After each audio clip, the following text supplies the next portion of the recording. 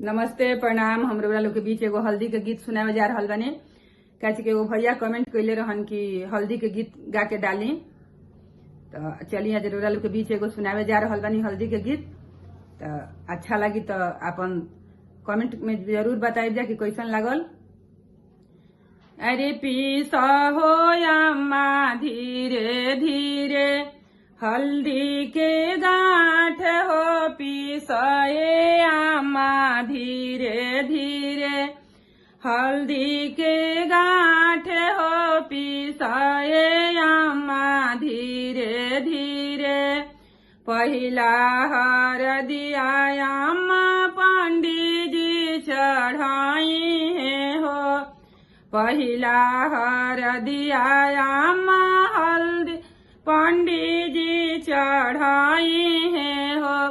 तभी चढ़ाई है अम्मा तू चढ़ाई है अम्मा पापा के साथ हो, पीसाए अम्मा धीरे धीरे हल्दी के गांठ हो, पीसाए अम्मा धीरे धीरे हल्दी के गांठ हो, पीसाए अम्मा धीरे धीरे।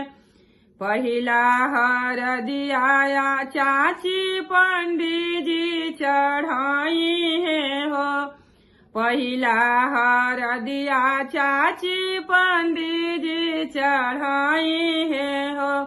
तभी चढ़ाई हो चाची पापा के साथ हो, पीसना चाची धीरे धीरे ए हल्दी के गांठ हो, पीसना चाची धीरे धीरे।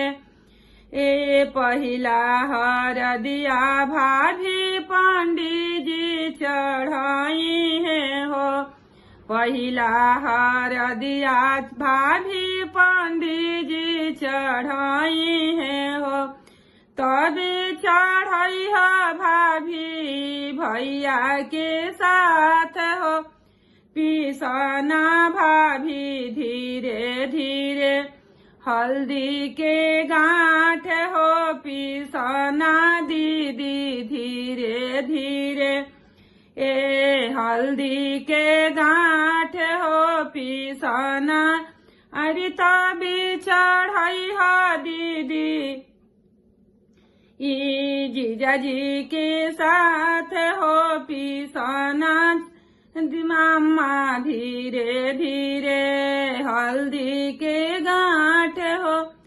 अरे सगुन कोई से उठी हो, सगुन कोई से उठी जब दीदी फुआ है, सगुन ओई से उठी सब दीदी फुआ है, सगुन ओई से उठी।